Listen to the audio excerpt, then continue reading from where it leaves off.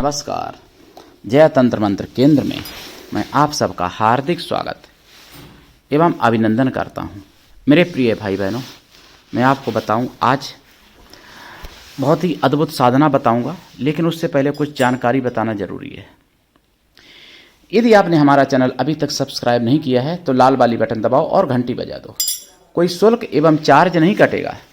आप हमारे वीडियो को फेसबुक पर, व्हाट्सएप पर, ट्विटर अकाउंट के माध्यम से और इंस्टाग्राम पर अधिक से अधिक शेयर करें। लाइक और कमेंट करना भी आपका धर्म है। दुनिया में जिसका कोई नहीं, मैं उसका हूं। यदि आपको अपनों ने धोखा दिया है अथवा आपको परायों ने धोखा दिया है तो आप एक बार मुझे अवश्य आजमाएं। हमारा मोबाइल नंबर है 9305 63 71 73। हमसे बात करने का टाइम भारतीय टाइम के अनुसार दिन में दोपहर 12 बजे से 2 बजे के बीच का है। यदि आप सच्चा पवित्र निस्वार्थ दिव्य प्रेम पाना चाहते हैं अथवा सच्चा पवित्र निस्वार्थ दिव्य प्रेम देना चाहते हैं तो आपका स्थान मेरे लिए मेरे प्राणों से भी करोड़ों गुना ऊपर है। मैं राष्ट्रीय अध्यक्ष कृष्ण दल एवं महामंडलेश्वर आप सबसे निवेदन करता हूं, यदि आप मानवतावादी हैं अथवा आप सनातनी हैं तो मुझसे जरूर जुड़ें। यदि आप में योग्यता हुई तो मैं आपको पदाधिकारी भी बनाऊंगा अपने संगठन कृष्णा दल में। ये कृष्णा दल हमारा आपका सबका एक परिवार है। आप देश विदेश में, विश्व के किसी भी कोने में रहते हैं, कोई दिक्कत नहीं, आप हमारे दिए हुए ज्ञान से भरपूर लाभ उठा सकते हैं। मेरे प्रिय भाई बहनों, मैं आपको बताऊं, देखिए, कलिक महाराज की मैंने साधना बताई भाग 2 और भाग 1, लेकिन कलिक महाराज के विषय में और कुछ कहना चाहूँगा। जो संभल में पथराव हुआ, 5 लोगों की बताई जा रही मौत जिनकी हुई 315 नंबर की गोली से हुई, जो कि यूपी पुलिस कभी ऐसी गोली अपने पास नहीं रखती और न चलाती है, ना रखती है। उनकी जो है राइफल में 315 नंबर की गोली नहीं पड़ती जो यूपी पुलिस है। और ये देसी कट्टों से फायरिंग हुई, पुलिस के ऊपर की गई थी, लेकिन भीड़ ज़्यादा थी, उनकी ही लग गई आपस कुछ लोगों के भागते दौड़ते में, जो भी हो। तो उस पर पुलिस कोई उल्टा दोषी बनाने की कोशिश की जा रही, जबकि पुलिस वालों ने, बेचारों ने समझाया था कि नेताओं के भड़काने के चक्कर मत पड़ो, अपना भविष्य बर्बाद क्यों कर रहे हो भाई तुम लोग। लेकिन उन पर ईंट चलाई, पुलिस पर लाठी डंडे चलाए, कांच की बोतलें और ईंटें इतनी ज़्यादा कि ट्रैक्टरों में भर भर के ले जानी पड़ी। नगर निगम के ट्रैक्टरों में भर भर के सड़क पर इतनी ईंटें पुलिस वालों पर चलाई। पुलिस वाले बहुत घायल हुए, कई पुलिस वाले घायल हुए हैं, शायद 28 पुलिस वाले बताए जा रहे हैं घायल हुए। पुलिस वालों के गोली लगी है पैरों में, किसी की कहीं, किसी की कहीं, मतलब गोली मारी गई पुलिस वालों पर। ध्यान से सुनो भाई बहनों। और मारने वाले जिहादी थे, और उन जिहादियों को उकसाने वाले कुछ हिंदू नाम वाले वोट की लालच में, और कुछ मुस्लिम भी थे उनको उकसाने वाले। ये संभल, यूपी संभल की घटना है। और मैं बांग्लादेश की बात करूं, बांग्लादेश में भी मुझे पता चला, सुदर्शन चैनल के माध्यम से संभल और बांग्लादेश दोनों पता चला, और 26 नवंबर को पता चला। हालांकि मैं 25 और 24 नवंबर को भी संभल के बारे में सुन रहा हूं। तो बांग्लादेश में इस्कॉन के प्रमुख यानी चिन्मय प्रभु महाराज जी को अरेस्ट कर लिया, और केवल अरेस्ट इसलिए किया कि वो न्याय की बात मांग रहे थे। वो न्याय मांग रहे थे, वो कह रहे थे कि हिंदुओं को बचाओ, हिंदुओं के साथ अत्याचार हो रहा है बांग्लादेश में। वहाँ गिरफ्तार कर लिया। वहाँ पर राम राम कहना, हरे रामा हरे कृष्णा, कृष्णा कृष्णा हरे हरे, राम राम हरे हरे, ये कीर्तन करना भी वहाँ देशद्रोह है बांग्लादेश में। वहाँ भगवा झंडा लहराना देशद्रोह है। वहाँ पर बांग्लादेश में राम का नाम लेना देशद्रोह है। वहाँ शंख बजाना, घंटा बजाना, कीर्तन करना, मंदिर में जाना, तिलक लगाना, खुलेआम सार्वजनिक जगह पर कोई गैर मुस्लिम गतिविधियाँ करना, कोई भी अपना पूजा पद्धति से मतलब पूजा पद्धति भी करना, वहाँ पर देशद्रोह है बांग्लादेश में। ऐसा कर दिया है वहाँ की आतंकवादी सरकार ने। फिर जब विरोध प्रदर्शन किया गया महाराज जी के बचाने के लिए, तो फिर हिंदुओं पर लाठी चार्ज किया, डंडों लाठियों से, और बुरी तरीके से सबको पीटा, पुलिस वालों ने भी और वहाँ के जिहादियों ने भी, और 50 से ज़्यादा हिंदू घायल हुए। आप समझो इस बात को। वहां पर इस्कॉन मंदिरों को भी निशाना बनाया गया था, तोड़े गए, साधु संतों के ऊपर मारपीट की, हत्याएं बहुत हुई बांग्लादेश में हिंदुओं की, और आज भी हत्याएं हो रही हैं। और वहां की आतंकवादी सरकार, ये बांग्लादेश के सुअरों की सरकार, ये हिंदुओं का अत्याचार करवा रही है हिंदुओं के ऊपर। और ये बांग्लादेश के आतंकवादी सुअर ये नहीं मानने वाले, ये बताऊं, जब तक इनको कोई शेर नहीं मिलता है तब तक। और मैं वहां की बात क्या कहूं, अपने भारत में भी बहुत सुअर बैठे हुए हैं। अब ये बताइए, अगर कोई गलत काम कर रहा है, उसकी अगर गलती कह दो तो मैं बहुत बड़ा नफरत का बोलता हूं, तो मैं बहुत बड़ा नफरती हूं। कई बार मुझे पश्चिम बंगाल के मुस्लिमों से फोन आए, कई बार मुझे जम्मू से फोन आए मुस्लिमों के, कई बार मुझे बहुत जगह से फोन आए और कहा कि आप ऐसी बात मत करो, आप नफरती बात मत करो, आप ये मत बोलो, आप नफरत का ओढ़ते हो, आप नफरत ओढ़ के बात करते हो, ये वो। अब बताइए, कोई सच्चाई अगर कह दो तो नफरती हो गए। वो काट रहे हिंदुओं को, काटने दो, बलात्कार कर रहे करने दो, उनकी जमीनें हड़प रहे हड़पने दो, कुछ ना बोलो। अगर वो मंदिर को तोड़ रहे, मंदिर की कब्जा कर रहे, करने दो। मतलब अगर आपने कह दिया कि ये मंदिर पे आप कब्जा कर रहे हो तो नफरती बयान हो जाएगा। ये तो उन लोगों की सक्रियता है। और इधर हमारे हिंदू लोगों का दुर्भाग्य, जो कि जागने को तैयार नहीं है। उनको तो उन्हीं का मलमूत्र खाना है, थूक और मलमूत्र खाना है मुसलमानों का ही, और खाते हैं हिंदू लोग, और वही मलमूत्र का कचरा उनके दिमाग में भी भरा रहता है। इसलिए हिंदू को साथ नहीं देते हैं, उनके आगे अपनी बहन बेटियां, पत्नी, माँ सब परोस देंगे, जाके परोस नहीं देते हैं, भगा के ले नहीं जाते हैं। कितने लफ्ज़ात हो रहे, उनको घर में बिठा ला, उनको चाटा, उनको भोजन खिलाया, ले चाट लो, ले गए, माँ को ले गए, ले जाते हैं, बहन को, पत्नी को, बेटी को ले गए, ले लो मजा। पहले समझाते जब हिंदू लोग, कुछ हम जैसे लोग, तो कहते अरे तुम तो नफरती बयान बोलते हो, ऐसा नहीं, हम लोग प्रेम से रहते हैं। अभी आपको मैं एक घटना बताऊं अपनी। संयोग था, कभी कभार ऐसा हो जाता है, संयोग भाई हो सकता है। 2000 करीब 2000 शायद 19 या 18 की बात है। कोई महिला मिली और बातचीत करने लगी। मैं फर्स्ट एसी में था, फर्स्ट एसी, सेकेंड एसी में मेरा जैसे जाना आना ट्रेन में, और महिला भी सामने बैठी थी। ऐसी बात होने लगी धर्म पे, तो बोली कि मेरे तो सब मुस्लिम भाई हैं, मैं मुस्लिम से बहुत प्यार करती हूँ और हम सब लोग मिल के रहती हूँ, और मुस्लिम मेरे एकदम बहुत करीबी हैं, सभी करीबी हैं, जेंट्स भी लेडीज भी। हमने कहा वेरी गुड, हमने बोला हमने बहुत बहुत धन्यवाद। हमने कहा लेकिन सावधान रहना। तो कि अरे आपको तो, आप तो गुरुजी क्या बताएं, आप तो ऐसी बात करते हो, सावधान के लिए वो अपनों से ज़्यादा मेरा साथ देते हैं। हमने कहा अच्छा, हमने तो बहुत अच्छे होंगे भाई। हमने कहा ऐसे अगर मुझे मिलवा दो तो मैं भी उनको भाई अपना बना लूँगा, मिलवा दो कोई अच्छे वाले। तो फिर कोई बात नहीं, बात ख़त्म हो गई भाई। अपनी रास्ता वो जा रही थी, मैं अपनी रास्ता भाई चला गया, अपने स्टेशन पर उतरा। अभी यानी 2023 में संयोग ऐसा मुलाकात हो गई ट्रेन में, वो भी सामने वाली सीट में भी, फर्स्ट एसी ट्रेन में। बोले कि गुरुजी मैंने कभी आपको देखा है? मैंने कहा भाई हम तो जाते आते रहते हैं, 7 देशों का भ्रमण किया है, 27 देशों से लोग हमसे जुड़े हैं, और हमारे कई ऐसे संगठन जिनमें मैं राष्ट्रीय स्तर पर कार्य कर चुका हूँ। तो मैं जाता तो हूँ ही भाई हवाई जहाज से, आप फर्स्ट एसी से। बताइए कि कहीं मैंने आपको देखा है? हमने कहा, फिर याद आ गई कि मैंने फला जगह देखा था, मतलब उधर बता रही थी जगन्नाथपुरी साइड में। हमने कहा हाँ मैं तो जाता रहता हूँ भाई, बताइए क्या बात। कि आप भाई तो हो जो आप मतलब विष्णु परिषद में राष्ट्रीय धर्माचार्य संपर्क प्रमुख रूप में कार्य करते थे या कभी? हमने कहा जी बोलिए बोलिए। तो कि आपने कहा था सावधान रहना। हमने कहा हाँ हाँ कहा तो था, हम तो हमेशा कहते हैं, लेकिन आपसे कहा कि नहीं कहा मुझे याद नहीं, लेकिन कहते तो हमेशा हैं हर किसी से कि गुरुजी मैं अगर उस समय आपकी बात मान लेती तो आज मेरे साथ ये नहीं होता। हमने क्या हुआ बोलिए? कि अरे कुछ पूछो बता, रोने लगी इतनी कह के। हमने बात तो बताइए बहन जी, बात बताइए। बोली कि 5 लड़कियां थी उनके, 1-2 नहीं, और सब अच्छे परिवार, पढ़े लिखे थे लोग। फर्स्ट एसी में कोई वैसे नॉर्मल आदमी तो वैसे भी नहीं चलता है, आप समझ सकते हो ट्रेन में। अच्छा, तो बोलेंगे 5 लड़कियां थी। हमने फिर क्या हुआ? कि एक एक करके वो जिहादी सुअर सबको भगा ले गए।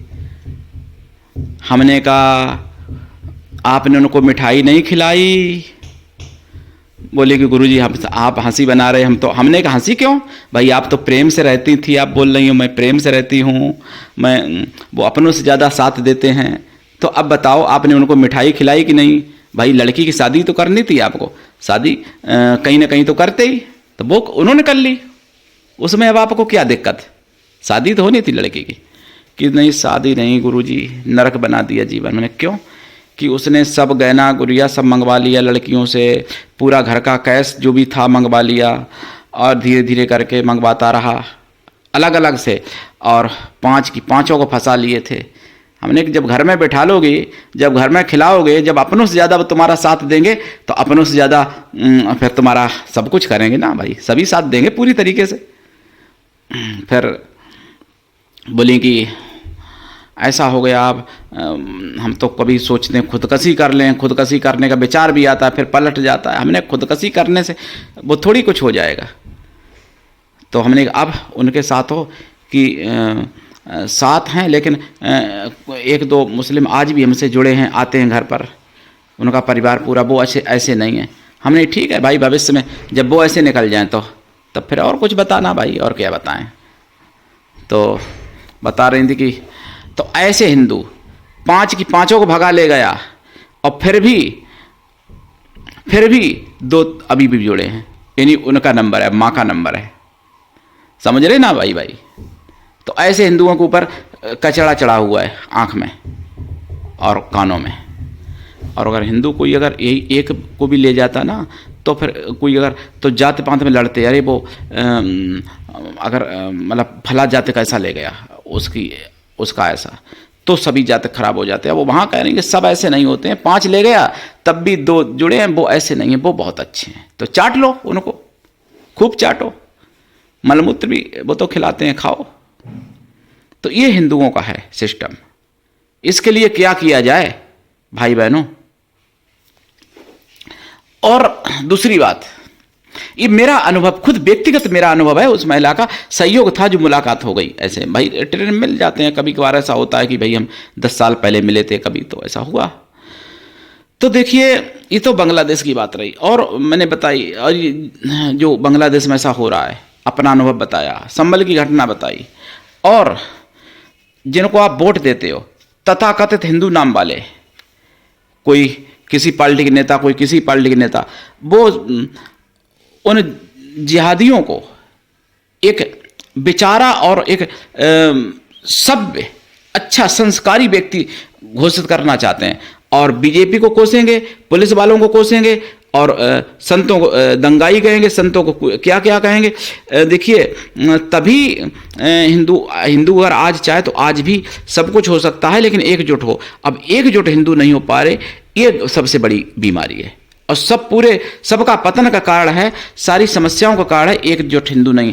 अगर बांग्लादेश में भी काश पहले ही हिंदू एकजुट हो गए होते तो आज बांग्लादेश में ये स्थिति नहीं होती, और भारत में भी अगर एकजुट हिंदू हो जाएं तो आज भी स्थितियां बदली जा सकती हैं। लेकिन एकजुट नहीं, बहुत से हिंदू हमारी टांग काटने की कोशिश में लगे रहते हैं, हमारी को बर्बाद करने के लिए लगे रहते हैं। जबकि मैं किसी से न तो पैसा मांगता भैया, हालांकि तन मन धन की तो जरूरत होती है देश रक्षा में, लेकिन फिर भी मैं कोई दीक्षा नहीं बेचता, मैं कोई पैसा नहीं ठगता, किसी से कपड़ा नहीं मांगता, किसी से भोजन भी नहीं मांगता, और फिर भी लोग हमको ही नेस्त नाबूद करने के लिए लगे रहते हैं। वो ज़्यादातर हिंदू हैं, उनके नाम भी हिंदू हैं, और यहाँ तक कि हिंदुओं में वो ब्राह्मण हैं, और भी कास्ट हैं, ब्राह्मण भी हैं। तो अब आपको मैं क्या बताऊं, क्या कहूं इसके लिए? मैं तो कभी कभार सोचता हूं कि मैं जी रहा हूं, यही मेरी बेईमानी है। जब ऐसा मेरे साथ हो रहा है भारत में, और भारत के बाहर हमारी हिंदू माँ बहनों के साथ, हमारे हिंदू बेटियों के साथ, हमारे हिंदू भाइयों के साथ, तो हम जैसे व्यक्ति को तो दुनिया में रहने का अधिकार ही भी नहीं है। जो कि हम लोग ऐसा सुन रहे हैं और देख रहे हैं और कुछ नहीं कर पा रहे, या तो उनको मार दूं या फिर खुद ही मर जाऊं। बेईमानी से मैं जी रहा हूं, ऐसा मैं अपने को मानता हूं। और और आप लोग ना जाने कैसे हिंदू, कौन सा आपका डीएनए है, कौन से आपके कितना खून आपका पानी हो गया है, क्या हो गया, पानी भी सूख गया है, जो कि आप लोगों का खून नहीं खोलता। ये बांग्लादेश की घटना देख करके, ये संभल जैसी घटना देख करके, ये जहाँ जहाँ महाराष्ट्र में कहीं कहीं कहीं कहीं हर जगह, कहीं थूक जिहाद, कहीं लब जिहाद, कहीं लैंड जिहाद, कहीं बोट जिहाद, कहीं ना जाने कितने कितने जिहाद, फिर भी आपका खून पानी बन के पानी भी सूख गया, आपका खून नहीं खोलता है। धिक्कार है।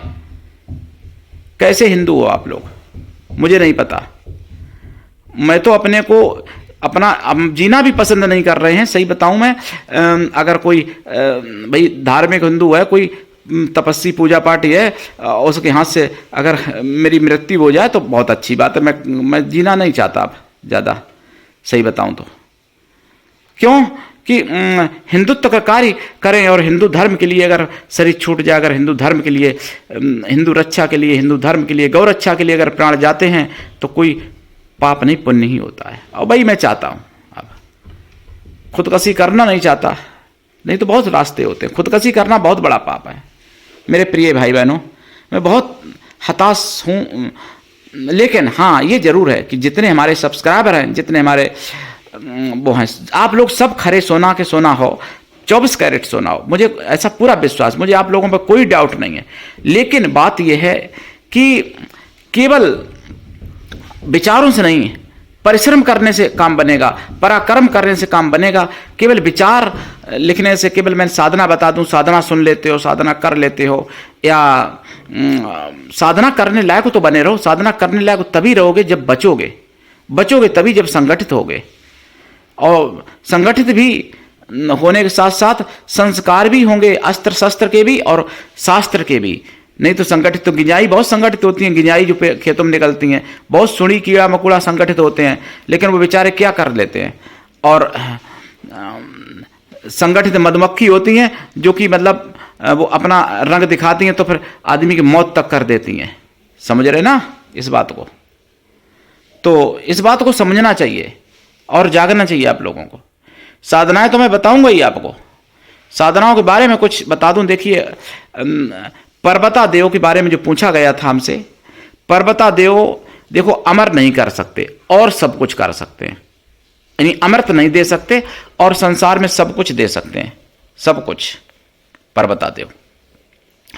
और हमसे कमेंट में पूछा गया था कि पास का उपयोग बांधने में होता है। पास सभी देवी देवताओं के पास नहीं होते हैं, जैसे भुवनेश्वरी माता रखती हैं, और गरुड़ पास होता है, नाग पास होता है। नाग पास सबसे बहुत भयंकर होता है। भुवनेश्वरी का तो पास फिर ऐसा है ब्रह्मांड को भी बांध सकता है, वो तो अलग बात है।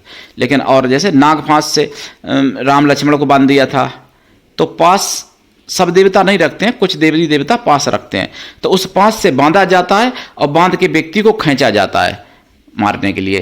काल पास भी होता है, यमराज भी पास से बांधते हैं। जब प्राण निकालते हैं व्यक्ति के तो पास में बांध के ही खींचते हैं यमराज उसको। तो पास का उपयोग बांधने के लिए होता है, ये अस्त्र होता है, और बांध के मारा भी जाता, ताड़न किया जाता, तड़पाया जा सकता है। और आपको बताऊं साधनाएं एक से एक बढ़ के हैं, लेकिन देखिए जितनी बड़ी साधनाएं हैं उतना बड़ा आपको त्याग तपस्या जब करना पड़ता है। अब जैसे मान लो आपको पीएचडी अगर करनी है तो अब आप कहो कि मैं नहीं 2 साल में ही पीएचडी कर लूंगा, ऐसा नहीं हो सकता है। देखो नर्सरी का अगर मैं छोड़ भी दूं, वैसे नर्सरी में कई क्लास चले जाते हैं, तो आपको कक्षा 1-2 पढ़ना पड़ेगा। अगर आप ज़्यादा होशियार तो भैया कक्षा 1 से पढ़ के 3 में पहुंच जाओगे, 5 में पहुंच जाओगे। हाई स्कूल तो करना ही पड़ेगा, इंटर तो करना ही पड़ेगा, MA MSc या MCOM या MPhil ये तो करना ही पड़ेगा। BA BSc करने के बाद, BCom या B.Ed करने के बाद M.Ed करोगे ना, फिर आप PhD कर सकते हो। डायरेक्ट आप PhD नहीं कर सकते। इसी तरीके से साधनाएं भी ऐसी होती हैं। अब बहुत से भाई बहन कहते हैं कि कोई कम समय की साधना इतनी दो, तो देखो वो तो ठग बैठे हुए हैं बहुत से यूट्यूब पे, 3 दिन में 4 दिन में सिद्ध कराते हैं। आपको करके देख लो भैया, हो जाए तो हमको भी करा देना, मेरी भी मदद कर देना थोड़ी सी। लेकिन वास्तव में अगर जो साधनाएं हैं तो उनमें लंबा टाइम लगता है। साधनाएं सतयुग में 1-1 लाख वर्ष तक लोग करते थे, त्रेता में 10-10 हजार, द्वापर में 1,000, कलयुग में 100 साल माना गया। ठीक, कलयुग में 10-12 साल अगर कोई साधना कर ले, 12-15 साल, तो वो विश्व में अपना झंडा गाड़ सकता है, विश्व में अपना नाम नोट करा सकता है सिद्ध पुरुषों में या जिस क्षेत्र में चाहे। जैसे आचार्य श्री राम शर्मा जी का हुआ, गायत्री परिवार जन का है, जैसे और भी कई तांत्रिकों का, जैसे तांत्रिक श्री मालिया इत्यादि बहुत लोग हुए, मतलब अभी भी हैं बहुत लोग। तो लेकिन कि अपने लिए जो साधना करता है, जो परोपकार के लिए करेगा हम जैसा, तो वो तो 100 जन्म बीत जाए वो का नाम कराएगा अपना, वो तो दूसरे को करता रहता है, दूसरे को देते रहते हैं। लेकिन ऐसे बहुत लोग कम हैं। लोग तो आजकल ये कहते हैं कि पापी की मदद करने से दोष होता है। तो मेरे प्रिय भाई बहनों, ये सारी बातें समझनी पड़ेंगी। अगर आपको वास्तव में सनातन के लिए कुछ करना है, अगर आप वास्तव में चाहते हो कि आपकी माँ, बहन, बेटी, पत्नी का बलात्कार ना हो आपकी आंखों के सामने और आपको स्वतंत्र जीवन जीने दिया जाए, तो आप सनातन रक्षा के लिए करिए, साधना करिए, अपने लिए ना करिए, सनातन के लिए करिए। अपने लिए करोगे तो घर से खींच लिए जाएंगी तुम्हारी माँ, बहन, बेटी। बांग्लादेश में भी साधक थे, वहाँ इस्कान मंदिर में भी बहुत साधक थे, साधना करने वाले इस्कान के पुजारी। वहाँ तो इस्कान मंदिर के ऐसा सुलाया गया हिंदुओं को कि बस हरे रामा हरे कृष्णा करते रहो, रोड पे करते रहो हर जगह, मतलब। और शस्त्र वहाँ सिखाए नहीं गए, शस्त्र भुला दिया गया, और शस्त्र भुला दिया गया, और अब उनका अस्तित्व संगठन आ गया है हिंदुओं का बांग्लादेश में। बांग्लादेश में मुझे नहीं पता कैसे हिंदू बचेंगे। हालांकि अगर सरकार सहयोग करे तो बच सकते हैं। सरकार बहुत कुछ कर रही है, सरकार की भी अपनी नीतियां हैं भाई, सिस्टम से ही सब काम होगा हमारे भारत में। तो भाई विदेश का मामला है, लेकिन फिर भी सरकार को संज्ञान लेना चाहिए, सभी हिंदुओं को संज्ञान लेना चाहिए। और बांग्लादेश में हो रहे अत्याचार हिंदुओं के ऊपर, उनके विरुद्ध, बांग्लादेश के विरुद्ध आवाज उठानी चाहिए। बांग्लादेश में ये आतंकवादी सुअर हिंदुओं को नहीं रहने देंगे अगर कोई हिंदू नहीं जागा तो। इसलिए सभी हिंदू एकजुट हो जाएं। जब वो एकजुट हो सकते हैं पूरे विश्व के, तो भारत का हिंदू या पूरे विश्व का हिंदू क्यों एकजुट नहीं होता? अरे मैं एकजुट भारत की क्या बात करूं, एक मोहल्ले में हिंदू एकजुट नहीं हो पाते, एक घर में हिंदू एकजुट नहीं हो पाते, इसलिए हिंदुओं का नाश हो रहा है। तो उस नाश से बचो और विकास की तरफ बढ़ो, मैं यही कहता हूं। और विकास तभी होगा जब एकजुट हो गए, एकजुट हो गए। कुत्ता बहुत बड़ा होता है, कुत्ते के एक पत्थर मार दिया, कुत्ता भाग गया। लेकिन अगर मधुमक्खी वही पत्थर किसी ने चलाया तो पत्थर मारने वाला भाग गया। ये ध्यान रखो। तो सब कुछ समझाता हूं आपको, पता नहीं आपको समझ में क्यों नहीं आता मेरे भाई बहनों। मैं तो आप सबसे निवेदन करता हूं, अगर मेरे द्वारा आपका कोई कार्य बन रहा हो, मेरे प्राण लेने से या मेरा कोई शारीरिक अंग लेने से, तो भाई मैं समर्पित हूं देश के लिए। लेकिन भैया मेरा साथ दो, मेरा साथ दो, बस मैं यही कहता हूं। और साधना भी बताऊंगा आगे, अगले भाग में। वीडियो बहुत लंबा हो जाएगा अगर मैं इसमें साधना बोलूंगा, तो चिंता ना करो। चैनल आप सबका है, और चैनल सब्सक्राइब तो करो ही, लाइक भी किया करो, शेयर भी किया करो, कमेंट भी किया करो, और ज़्यादा से ज़्यादा सब्सक्राइब करवाओ। चैनल जिहादियों ने फ्रीज भी करवाया, ताकि व्यूज लाखों बनने पर भी 100, 200 या 50 ही दिखते हैं। हैक भी किया चैनल। कुछ इलाके हैं जिनमें चैनल नहीं दिखता है हमारा, विदेशों में। कुछ चैनल पे स्ट्रिक भी लगवाएंगे गलत सलत रिकॉर्डिंग करके देके। तो ये सब का आप अगर तोड़ना चाहते हो तो ज़्यादा से ज़्यादा सब्सक्राइब करवाओ, ज़्यादा से ज़्यादा व्यूज बनाओ, ज़्यादा से ज़्यादा पूरा चैनल पूरा वीडियो देखो। खाली नेट कंपनी ले लेती है ना रात में 12 बजे, चैनल चला के मेरा छोड़ दो, वीडियो टैग लगा है सब मेरे ही आते जाएंगे। ऐसा करो, पूरा वीडियो देख के छोड़ दिया करो। अगर नहीं ज्ञान चाहिए तब भी देखो, ज्ञान सुनो, कुछ ना कुछ मतलब की बात जरूर निकल आएगी आपके, पूरा ज्ञान सुनोगे तो। अब जो चैनल में दिए रहता हूँ ज्ञान, वही लोग फोन करके आप पूछते हो, तो बताइए, कहते वीडियो देखा था। अब वीडियो देखा तो पूरा देखा होता तो नहीं पूछना पड़ता। तो ये सारी चीज़ें हैं मेरे भाई बहनों, जागिए और दूसरों को जगाइए, और सनातन धर्म की आवाज़ बन के सामने आइए, तभी सनातन को बचाया जा सकता है। और सनातन अगर खतरे में है तो आप कितने भी सुरक्षित हो, आप ये मत सोचो कि आपकी बारी नहीं आएगी। 1 साल में, 2 साल में, 5 साल में, 10 साल में, 10 साल से ज़्यादा भारत में कोई ऐसा इलाका नहीं है, कोई ऐसा घर नहीं है जिसकी बारी ना आए 10 साल में। इसलिए अभी समय है, जाग जाओ, चेत जाओ, समझ जाओ प्रिय भाई बहनों। आज के लिए इतना ही, धन्यवाद। जय श्री राम, जय सनातन, जय हिंदू राष्ट्र।